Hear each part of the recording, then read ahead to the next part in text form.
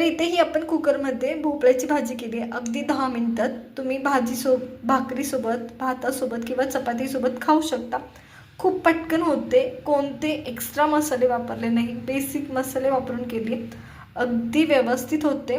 तर नक्की ट्राय करा. तुम्हाला जर ही भाजी आवडली असेल तर लाईक करा, शेअर करा आणि सबस्क्राईब करा आपल्या चॅनलला.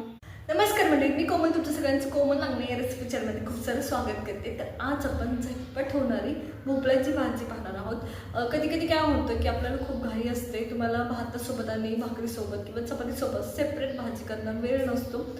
कधी कधी म्हणण्यापेक्षा आठवड्यातले 3-4 दिवस तर असाच सगळ्यांचा टाईम जातो, सगळ्या गृहिणींचा. तर अशा वेळेस ही भोपळ्याची भाजी पटकन होते आणि चवीला पण अप्रतिम झाले. 1 ते 2 कुकरच्या शिट्टीत करतोय आपण, कुकरमध्येच करतोय, कोणतेच एक्स्ट्रा मसाले वापरत नाही, बेसिक वापरतोय. चला तर मग सुरुवात करूया आपल्या रेसिपीला. भोपळ्याची भाजी बघतोय आपण पटकन होणारी, कुकरमध्ये झटपट होईल अशी. तर त्यासाठी मी इथं भोपळा घेतला आहे आणि टमॅटो घेतले. लाल तिखटाची करतोय त्याच्यामुळे मिरची घेतली नाही. अगदी साधी सोपी करणार आहोत. डाळ पण नाही वापरतोय. तर बाइंड येण्यासाठी काय करायचं हे पण मी तुम्हाला पुढे सांगणार आहे. तर चला सुरुवात करूया भोपळ्याची भाजी बनवायला. भोपळ्याची भाजी करतोय त्याच्यासाठी मी तर तेल घेतले. तेल व्यवस्थित गरम होऊ द्यायचं. आपण एक सेपरेट शिजवून परत नाही करत आहे, एकाच झटक्यात आपण मसाले पण ॲड करणार आहे आणि भोपळा शिजवून पण घेणार आहोत. याच्या आधी पण आपण एक भोपळ्याची भाजी पाहिली, जी भातासोबत खाण्यासाठी पाहिली. त्याची लिंक मी डिस्क्रिप्शनमध्ये देईन, नक्की जाऊन पहा किंवा व्हिडिओची शेवटी असेल. तर आत्ता आपण काय करणार आहोत, जी अशी भाजी बनवणार आहोत जी तुम्हाला भातासोबत पण खाता येईल, भाकरीसोबत पण. तर त्याच्यासाठी मी इथं कुकर घेतला आहे. कुकरमध्ये तेल घेतले. तेल व्यवस्थित गरम झालं आहे. त्या टायमाला आपण जिरे ॲड करतो आहे. जिरे व्यवस्थित तडतडू द्यायची.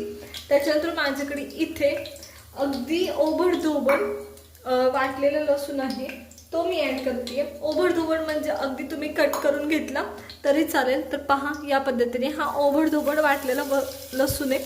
लसूण पूर्ण ब्राऊन होऊ द्यायचा योग्य पद्धतीने. लसणाला जर ब्राऊन तुम्ही होऊ दिलं नाही, व्यवस्थित परतलं गेलं नाही लसूण, तर त्याचं लसणाचं कच्चापणाचा वास राहतो त्या भाजीला.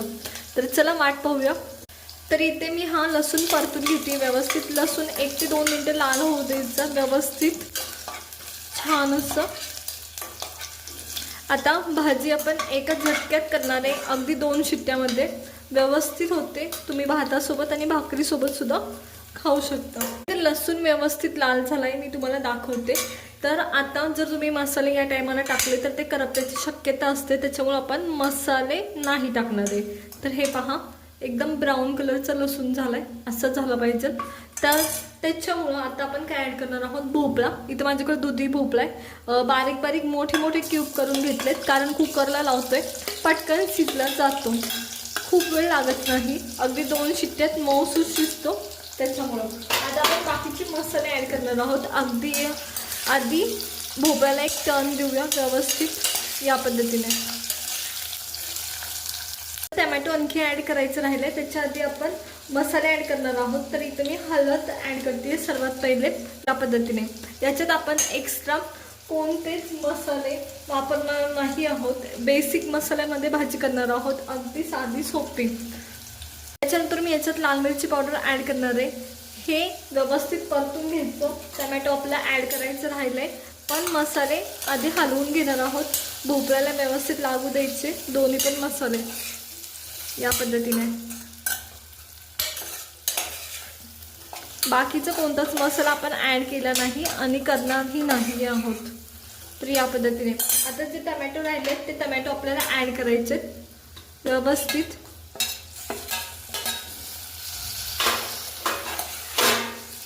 या पद्धतीने. आता मी तुम्हाला एक सांगते, जर तुमच्याकडे इनकेस कैरी असेल तर याच्या आधी आपण एक भोपळ्याची भाजी केली आहे भातासोबत, मी त्याची लिंक देईल. त्या भाजीमध्ये तुम्ही कैरी टाकली किंवा या भाजीमध्ये कैरी टाकली तरी खूप छान आंबट गोड, म्हणजे आंबट अशी चव तयार होते. फक्त गूळ पण थोडा घालायचा, म्हणजे आंबट गोड छान चव लागते. तर या पद्धतीने हे सगळे मसाले ॲड केलेत, भोपळा ॲड केला आहे, टमॅटो ॲड केला आहे. आता मी पाणी ॲड करते आहे. आता एक गोष्ट लक्षात ठेवा, तुम्हाला जर बाइंड यावं असं वाटत असेल त्याला, तर तुम्ही हरभऱ्याची डाळ, मुगाची डाळ, तुरीची डाळ ॲड करू शकता. पण लक्षात घ्या, करताना फक्त एवढंच करा, भाजी करतोय, सांबार नाही.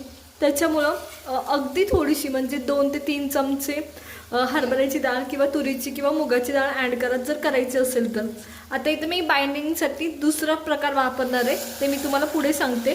त्याच्या आधी मी पाणी ॲड केलं. याच्यात पाणी व्यवस्थित पुरेसं ॲड केलं आहे. जेवढी तुम्हाला भाजी पाहिजे, जेवढं त्या भाजीचा थिकनेस पाहिजे त्यानुसार तुम्हाला ॲड करायचं आहे. आणि भोपळ्यातसुद्धा पाणी असतं, एवढं लक्षात ठेवायचं. तर आता हे व्यवस्थित ॲड केले. आता ह्याला बाइंड यावं म्हणून ह्याचं शेंगदाण्याचं कूट ॲड करते. तर हे खूप बारीक पण नाही आणि खूप मोठं पण नाही, असं हे शेंगदाण्याचं कूट आहे. हवं असेल तर बारीक टाका, खूप जास्त पण मोठं टाकू नका, कारण बाइंड येण्यासाठी टाकतोय त्याच्यामुळं. तर इथं मी ह्या टायमाला शेंगदाण्याचं कूट ॲड करते. व्यवस्थित मिक्स करून घ्यायचं या पद्धतीने. शेंगदाण्याचं कूट ॲड केल्यानंतर मी याच्यात आपल्या मिरची आहे ती ॲड करते व्यवस्थित या पद्धतीने. तर एक लक्षात घ्या, मिरचीचे फक्त मी 2 तुकडे ॲड केले, जास्त नाही केलेली. मिरची पावडर आपण ॲड केली, त्याच्यामुळे मी जास्त नाही केलेली. आता चवीनुसार मीठ ॲड करते या पद्धतीने. आता मीठ योग्य टाकणं खूप महत्त्वाचं आहे, कारण कुकरची शिट्टी झाल्यावरच आपण कुकर उघडणार आहे परत, त्याच्यामुळं. तर चला आता मी कुकर लावते. आता ह्याला कमीत कमी 2 ते 3 शिट्टी होईपर्यंत तुम्हाला हे व्यवस्थित भाजी करून घ्यायची आहे. म्हणजे कमीत कमी 2 ते 3 शिट्ट्या कुकरचे काढून ही भाजी करून घ्यायची आहे.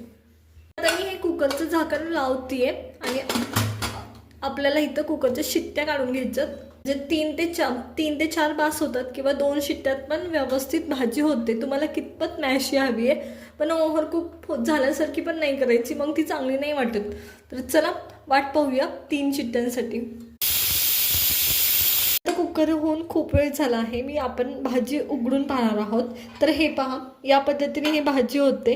तेलाचा व्यवस्थित तवंग येतो आणि भाजी पूर्ण एकजीव आहे. मी तुम्हाला दाखवते. अजिबात म्हणजे पाणी एकीकडं भोपळा एकीकडं असं काही झालेलं नाही. मी तुम्हाला दाखवते. अगदी 10 मिनटात होते. तुमचं आधीचं प्रिपरेशन धरून म्हणजे भोपळा कापण्यापासून ते शिट्ट्या होण्यापर्यंत ही भाजी 10 मिनटात होते. 10 ते जास्तीत जास्त 15 मिनटात. तर आणि ही भाजी तुम्ही भाकरीसोबत, चपातीसोबत, भातासोबत करू शकता. इतकी व्यवस्थित होते. याच्यात आपण कोणते एक्स्ट्रा मसाले बिलकुल वापरले नव्हते. नुसती मिरची पावडर, हळद असे बेसिक मसालेच वापरलेत. आणि तुम्हाला जर हवे असतील तर हा भोपळा तुम्ही मॅश करू शकता. आता ह्या भाजीला योग्य बाइंड आहे, म्हणजे वाटत नाही आहे की भोपळा एकीकडे किंवा पाणी एकीकडे असं नाही वाटत आहे, त्याच्यामुळे मी मॅश नाही करत आहे. पण तुम्हाला आणखी एकजीव हवे असेल तर तुम्ही नक्की मॅश करा. व्यवस्थित भाजी दिसते आणि चवीला सुद्धा अप्रतिम लागते. आणि पहा, अगदी सुंदर ही भाजी झाली आहे. तर चला साईडला काढून घेऊ पटकनी आता. तर पहा, एका शिट्टीत एका कुकरमध्ये आपल्याला भाजी भातासोबत भाकरीसोबत व्यवस्थित ही तयार आहे.